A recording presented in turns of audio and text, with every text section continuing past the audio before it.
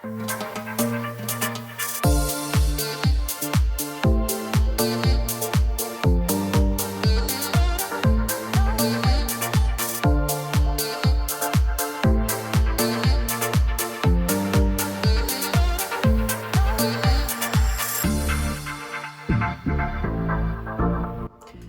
everyone and welcome back to the channel. It's been a while. My name is Josiah and we've gained a few subscribers since I left. I've gained actually quite a few subscribers since I last made a video, and I decided, you know what, time to get back in the habit of that. Time to get back into uploading videos, and I'm really excited because today's video I'm going to be teaching you guys a pretty cool card trick. Now, this card trick is one that I'm going to call an intermediate level, but not because of the hardness of the sleight, not because of the difficulty of the sleight of hand. In reality, when it comes to this trick, the sleight of hand is actually pretty easy. It's all easy stuff. Yeah, it's pretty much just very easy stuff. But the thing about it is, the reason I call it intermediate is because there's so much. This trick is one of the more complex tricks that I've done on this channel. And what I mean by that is that there are certain card tricks where, you know, the amount of sleight of hand you do and the chain in which you have to do it it's faster, it's more complex, there's less moments, there's less beats and pauses where you can actually, you know, take the time to actually do the sleight of hand. So this requires you to be well practiced. It requires you to know what you're doing, but I think it's going to be really, really cool. I can't wait to show you guys what this is going to look like. So anyway, let's just get into the performance.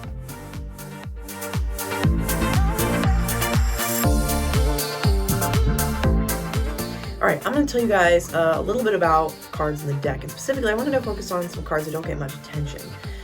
The jacks. When it comes to the court cards, you know, the most neglected court card is the jack. Most people focus on the queens or the queens, but the jacks have their own role in the deck to play. And actually, I'm going to be honest with you, the reason we don't focus on them much as magicians is because they're kind of mischievous. Oftentimes when we play with the jacks and card tricks, they tend to, you know, mess up. They try to, you know, make us kind of mess up a little bit. So here's the deal. What you're looking at me like you're looking at your screen like I'm insane. Here, you know what? Let me just show you what I mean. Okay, so obviously we have these 4 jacks, and you know, they're kind of mischievous, and they especially like to play their pranks on each other. They like to steal things from each other. They like to, you know, they're just really mischievous towards each other. So here's what I'm actually going to do. I'm actually just going to take the 2 jacks. I'm going to separate them, the 2 pairs of jacks, that is, and separate them, because the red jacks tend to work together and black jacks tend to work together. It kind of just works out. So I'm going to separate them. I'm going to take the black jacks, and I'm actually going to place them right here. And I would have the spectator, who is here, or one of the spectators here, place their hand over the top of these jacks. Since I don't have a spectator here with me in this room, I'm just going to place the box over top, pretend like that is the cover for the jacks, all right? And we'll keep the red jacks over here, kind of keep them separated a little bit, make sure they don't start fighting too early. And now what I'm going to do is I'm actually just going to just have the spectator select any card they want. I'm going to riff through that because the spectator can just call stop whenever they want. So stop right there. You sure? All right. Cool. So we'll actually just take this card right here. This is your selected card. It's actually the Queen of Hearts. Very interesting. So here's what I'm actually going to do. So we have the Queen of Hearts here, and we're going to let the Queen of Hearts kind of act as our subject for this little experiment that we're doing here to show you why the jacks are so, you know, mischievous. So we're just going to take this queen, and we're going to place her right here in the middle of the 2 red jacks, okay? And so here's the really interesting thing, is that if we actually take the red jacks, now the red jacks are currently in possession of something, a card. Let's pretend the Queen of Hearts is, you know, a snack, or just something that these jacks want, okay? So let's just say that the Queen of Hearts card that we've placed here is a placeholder for a new phone that these jacks want, right? And they want to play a joke and take that phone. These jacks are really fast at this, so you're gonna have to watch carefully, but all it takes is a little shake. As you can see, that card is completely and utterly gone. Like, you can't see it at all in either of these cards. But this is where things get really interesting, because although that card has disappeared here, the question is, where did it go? And that's just how fast the jacks are, because if we actually lift up the spectator's hand now, and they spread these 2 jacks, they'll see now the jacks have a card in between them. And if we actually turn it over, we'll find that it's the one and only Queen of Hearts.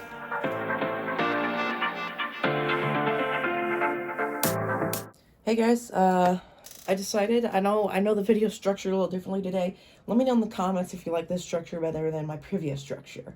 Instead, I'm doing an intro, then the performance, then the tutorial. In most of my earlier videos on the channel were, I did the performance of the trick, and then I did the intro, and then I did the tutorial. Let me know which one you like better. Do you like seeing the performance first, or do you like me talking about the trick a little bit and then doing it? Just let me know, whatever you want. But here we go. Let me show you how this trick works. Actually, first off, before we begin, I'm using the Purple Knock playing cards today. I was going to use one of my newer decks, but I decided to use this deck today. It's a pretty cool deck of cards. I can't wait to show you some of the newer decks that I've gotten recently. Some of them are pretty cool. Anyway, let me show you how this trick is done. So, this trick obviously requires the 4 jacks, and you can really use any 4 of a kind you want for this trick, but there are 3 cards that are the key to making this trick work. I'll show you how to do this trick without some of these cards later, but today I'm just going to show you the version, not today, but right now, I'm going to be showing you the version I did in the performance, the version that requires these cards. So first off, there it is. For those of you who haven't realized yet, you're going, oh, because I am using a duplicate card for this trick. Now, here's the deal. A lot of magicians try to stay away from duplicate cards. They try to say, no, using 2 of the same card in a trick, it doesn't work. I don't like it. But in reality, don't try and avoid duplicate cards, because while it may be something that a lot of magicians try to avoid, it's actually a really powerful tool in your tricks that'll really help you a lot. Now, there are ways to do like signature duplications and things if you want to have a spectator sign the card. This trick, you won't be able to have the spectator sign the card, but honestly, the trick hits so hard even without signing the card. Like, the thing about, you introduce a stack of cards, you show the faces to the spectator, they never second guess that, this is regular deck of cards. And especially, I would say spectators are most likely to second guess it if you're using like a deck that they're not used to seeing. Like this deck, I think, it's simplistic, it's kind of interesting, but, if you use, like, for instance, a real, custom deck of cards with a lot of fancy designs on the back, and it looks like something completely unlike anything the spectators have ever seen before, especially, like, with different faces and stuff, spectators are more likely to second guess it, although they probably won't, that's just the way it is. So, if you really want to avoid spectators second guessing the most, use a bicycle deck, use a bead deck, use something that spectators will be familiar with seeing, and it'll work out. And with this trick, seeing these familiar faces works for spectators. So when it comes to it, that's 2 of the cards you're going to need. There's one more type of card you're going to need, and that is this. This is called a double-backed card. I think I've talked about this card. I've used it once in a video in the past. I think I also talked about it in some short video, but I'll leave a link in the description to the video where I talked about the duplicate card, where I taught you a trick using the duplicate card. And it's not duplicate card, sorry, double-backed card. And all it is, it's just a card with a face, a back on both sides. I can't speak for some reason today. But anyway, so it's a back on both sides. You can get these in some decks. It's very easy to make one. You just have to tape or glue 2 cards together. If you tape 2 cards together using double-sided tape or whatever, it'll come apart super easy. It won't even matter. But anyway, there's that, okay? Now, I will tell you, later in the video, I'll be showing you how to do this trick without using duplicate cards, but for both versions, you're going to need this double backer. The trick just doesn't work without it, okay? But there is a way to do this trick without duplicates. I'll show you that later in the video. All right, so there is a little bit of setup you have to do before the trick begins, but it's something you can do like right in front of your spectators without them even noticing. I almost dropped all the cards there. All you're going to want to do is you're going to take the duplicate cards, place them face down on top like this, and then take your no, sorry, I said that wrong. You're going to want to take your double backer, place it on top, and then place the 2 duplicate cards. I'm sorry, can't speak, can't think, it's okay. But we have the duplicate cards on top, and right beneath them we have that double backer. Okay, that's your setup before the trick begins, and you can just do that in front of your spectators if you wanted. You can just have those cards floating around in the deck and just pull them out, bring them up to the top. Okay. Now, if you want to make the trick speed up, you could put all 4 jacks on top just like this. I don't like to do that because it's like, oh, and look, it just so happens that we have the 4 jacks already on top. And what that telegraphs to your spectators is that I am willing to set up things in the deck before I begin. And I want the spectators to think that I'm not, like, this is just a deck I pulled out of the box and started doing stuff with. So I like to just place the jacks somewhere in the middle of the deck, Maybe shuffle the deck up a little bit, but, you know, maintaining those 3 cards set up on top. And this way, when I actually do the trick, it feels more impromptu. It feels like I just pull this deck out and I'm going through and I'm going to be like, oh yeah, now I'm going to do the trick, okay? Let me put this somewhere in there. Oh my gosh. What are the chances of that happening as soon as I do the video? Okay, anyway. But the jacks are spread out in the deck, so now when I go through the deck at the beginning of the trick and have to pull out the jacks, it just feels more authentic, it feels more impromptu, and it doesn't telegraph to the spectator that I may have set up the deck before the trick began. Once you get this set up, what you're going to want to do is you're going to want to start the trick. So at the beginning of the trick, you can shuffle the deck. You can do a riffle shuffle. All you have to do is just make sure that you just drop a chunk of cards on top to maintain those top cards like that. You can also do an overhand shuffle, a top retention overhand shuffle like that, where you just are, you know, retaining, where you're doing an overhand shuffle, but you're retaining the top stock of cards. Just like that. That works too. Anything, you don't even have to shuffle the cards. I didn't even shuffle the cards in my performance. If you have this deck in a box and you pull out the deck of cards and then you just go into your trick, that works, okay? Now, you can use the pattern that I used in the performance about, you know, the jacks being mischievous and all that. But you can use any pattern you'd like. You can come up with any sort of thing you like. You could talk about like teleporting. You can make like a portal thing, like it's the cards teleporting from here to there. You can do whatever you want. Anything that makes the card jump from, that's basically just an impossible jump of the card from in between 2 jacks to in between 2 other jacks. So then you're just going to go through the deck like this. And I like to go through the deck with, sometimes I go through it like this just for my own sake, but oftentimes it's also a good idea to go through the deck like this, okay? Because this kind of shows the spectator the cards, and it just makes it feel like, yeah, you're just seeing a regular deck of cards, right? It's just another subtlety to help, you know, telegraph to the spectators that this is a regular deck of cards, nothing going on here, when it actually isn't. Because if you as a magician are just like, look, I have this completely ordinary deck of cards here, like, you don't do that. No one ever does that. Like, no one pulls out a deck of cards at a card game and goes, this is an ordinary deck of cards. There's nothing special about this deck at all. No one does that, okay? So by just going through the cards, spectators are used to, you know, seeing this at card games and stuff, so they're going to look through, they're going to see the different faces and be like, oh yeah, it's just a regular deck of cards. Just make sure you don't spread to the top and flash the non-normal part of the deck, okay? So you're just going to go through the deck and find the jacks, and you're just going to pull out the jacks like that, okay? And pull out the sandwiches, the 2 colors separately, so that you have them separate. And you're just talking, and you can just come up with patterns so that you're filling in the time. You're just talking about, you know, the jacks and, you know, why they're special and all that. So now that I have the jacks, I'm just going to turn the deck back over in my hand. I'm going to pick up these cards like this, okay?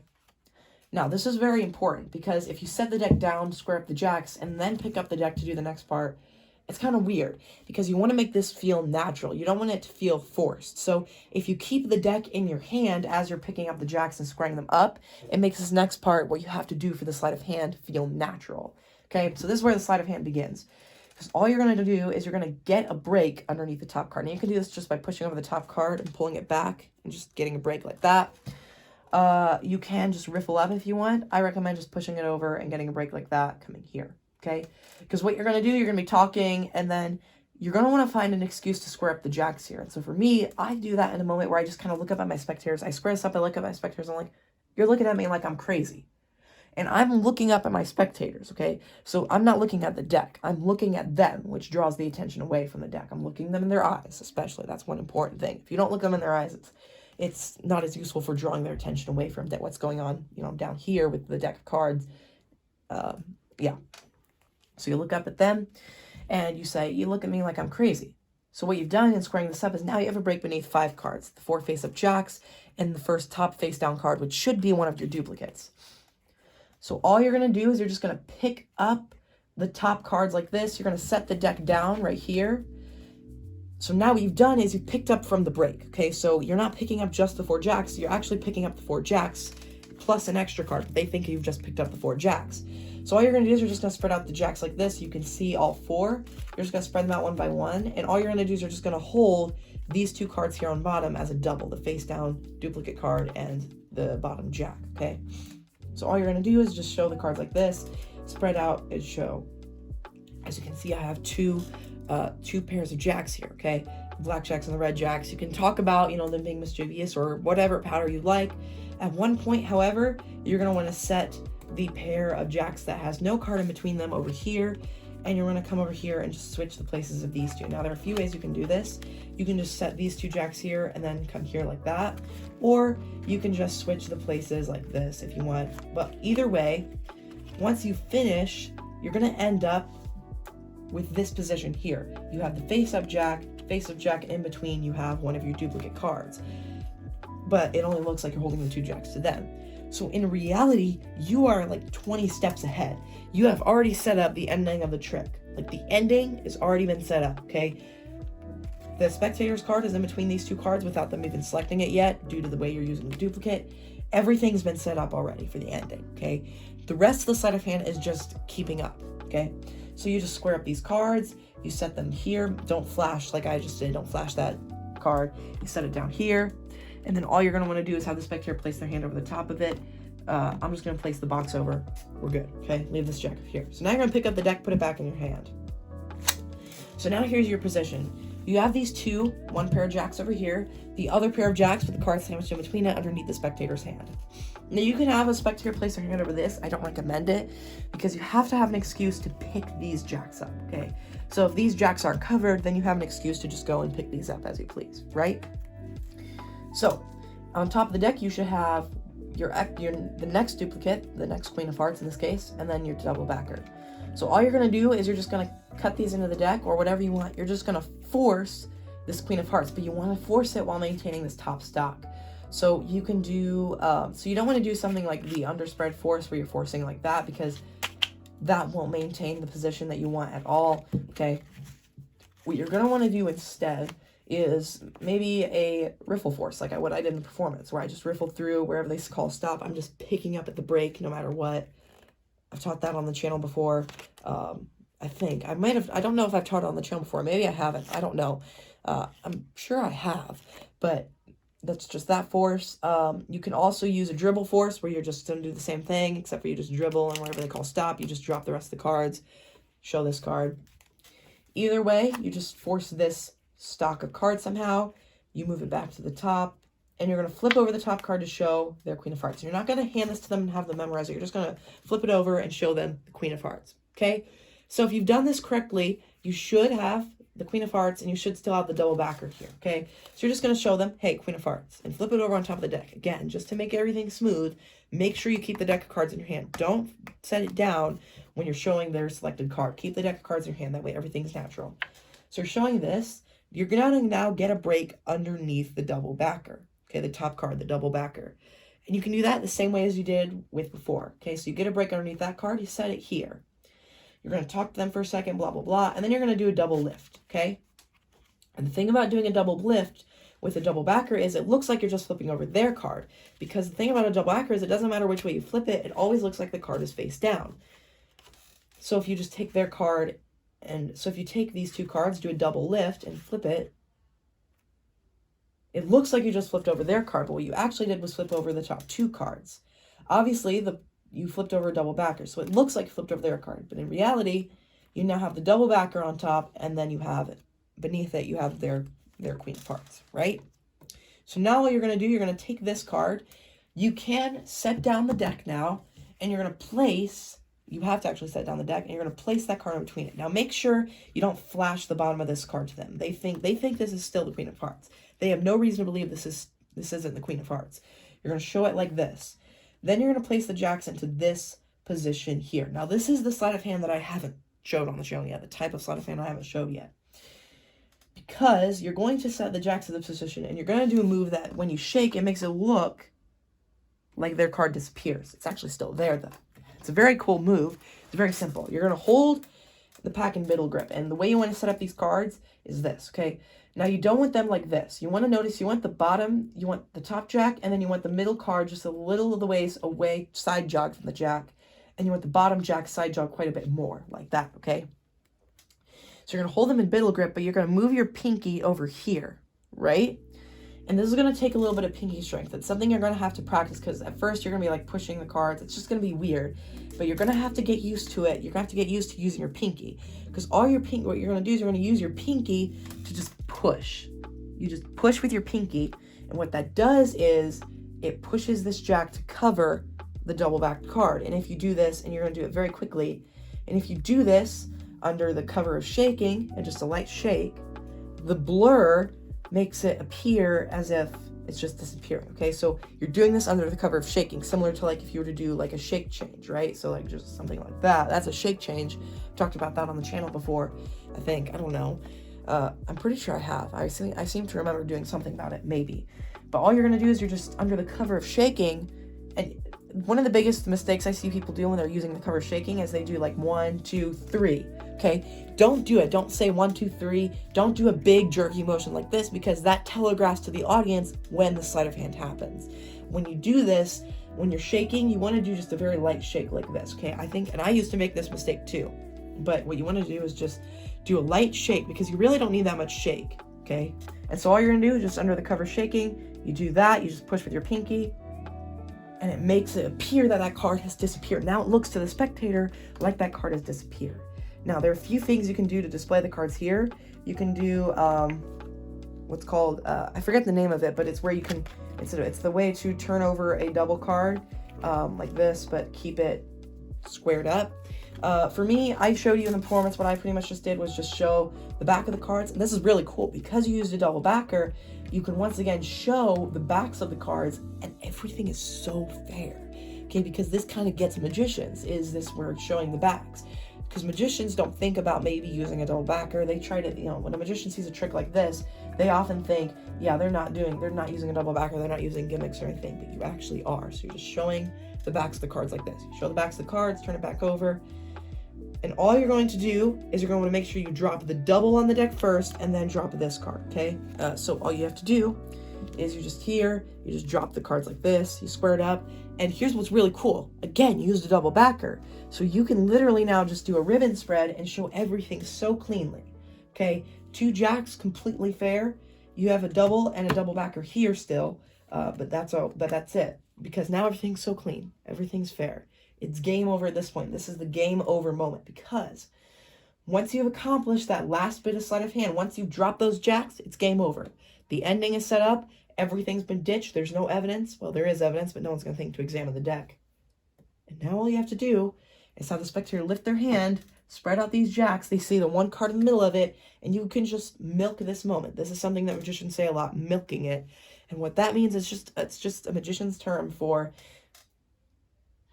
letting it just really, like, slowing down the moment and emphasizing the magical moment. Now, you can have a spectator flip it over, and oftentimes spectators will often just reach out and just flip it over to be like, it's their card.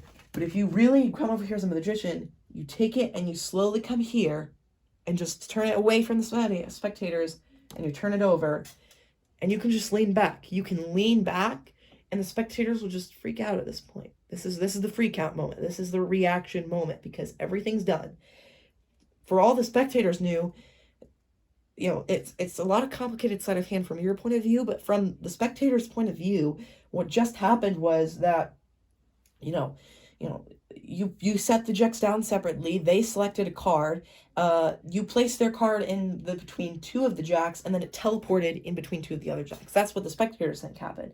Of course, different things happen, but it's just such a cool moment at this point. This is one of those tricks that I just love it, because, just because of the complexity of the sleight of hand and the nature of the trick, it's just such a cool thing to be able to flip that card over, have the spectators react, and just be able to lean back and know that, you did it.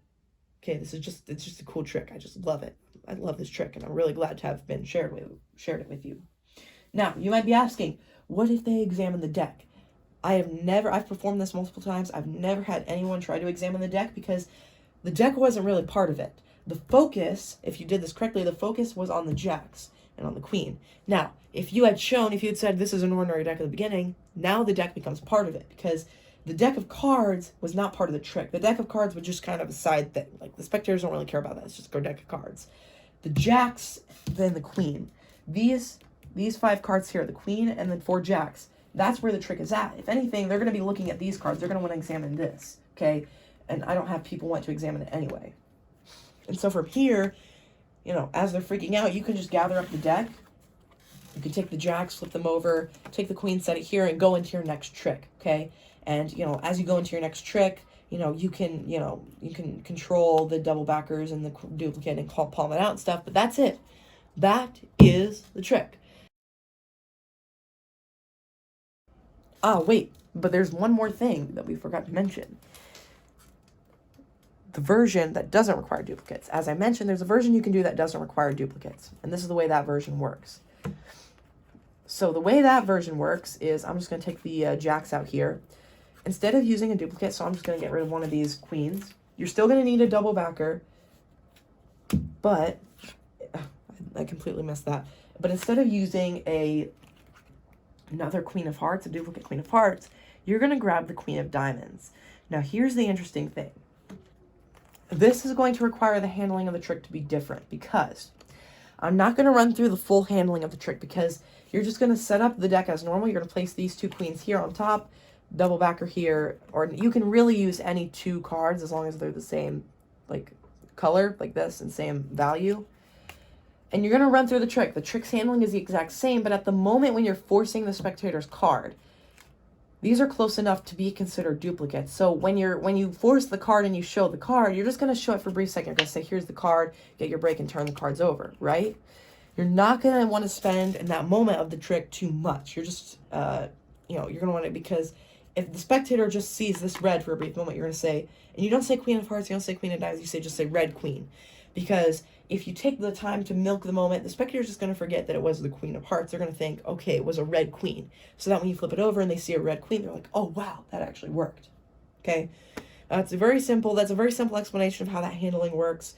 And to clarify what's happening there, all you're doing is replacing the basic handling of the trick, but instead of using duplicate queens, you're going to be using the queen of hearts and queen of diamonds, or whatever two cards you want. Right? Two of cards that have the same value, same color. Alright, and that's it. Hopefully you enjoyed it. If you did, please like the video, subscribe to the channel, and hit the notification bell so you'll be notified when I upload a new video. It feels good to be back. It feels good to teach this trick. I really enjoy doing that. And it reminds me just how much I enjoy doing this. I kind of forgot how much I enjoy, making these videos and stuff. It's kind of cool. But anyway, I hope you enjoyed this trick. If you did, leave a comment down below. I'd love to hear your thoughts on this trick. If you have any thoughts on how you could do this trick alternatively, go ahead. And yeah, if you want to buy these purple knot deck, I'll leave it in the description box down below. And see you in the next video.